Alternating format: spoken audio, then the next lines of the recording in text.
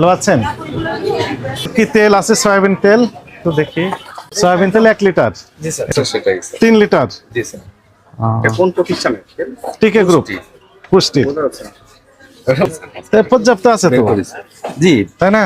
মুখ খুলে স্যার খোলা তেল হিসেবে বিক্রি করতে। তাই নাকি? কোন দোকানগুলো? সব দোকান স্যার। আপনি এখানে যে কেটে দামে ঢুকাচ্ছে, তাই না? জি। এইরকম আপনি স্পাই লাগিয়ে দেন, একটা খালি ভিডিও করে দূর থেকে, কিছু বলার দরকার নেই, তার সাথে ভালো আচরণ করে আমাদের প্রমাণক শুধু সংরক্ষণ, প্রমাণক নেবেন শুধু, আচ্ছা নিয়ে আমাদের শুধু জানাবেন। আমাদের টিম ঢাকা মহানগরে 13টা টিম কাজ করছে। 140 টাকা এর হচ্ছে আসল চিনি। আপনি কিনেছেন কোথা থেকে?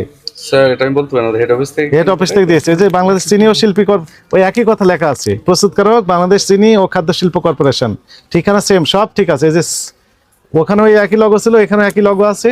এখানে দেখেন 140 টাকা, আর ওখানে লেখা ছিল কত? 170 টাকা। এই নকল চিনি আর আসল চিনির বৈশিষ্ট্য।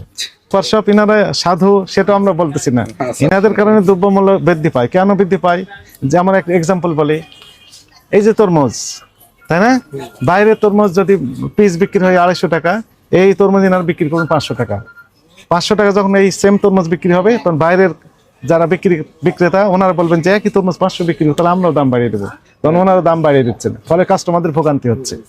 সুপার শপ গুলোর সমস্যা এটা, বলবে প্রিমিয়াম, অমুক নাম তমুক নাম দিয়ে দেখা যাচ্ছে দাম। চিনি কর্পোরেশন থেকে স্যার। চিনি কর্পোরেশন থেকে, মানে এই জাস্ট মূল জায়গা থেকে নিয়েছেন, মূল জায়গা থেকে নিয়েছেন। সুপার শপ গুলোতে তারা সাপ্লাই দেয়, আমার কাছে সে চিঠিও আছে। আচ্ছা আচ্ছা। আমি জানলাম যে আসলে কোথা থেকে নেন। ঠিক আছে, থ্যাংক ইউ।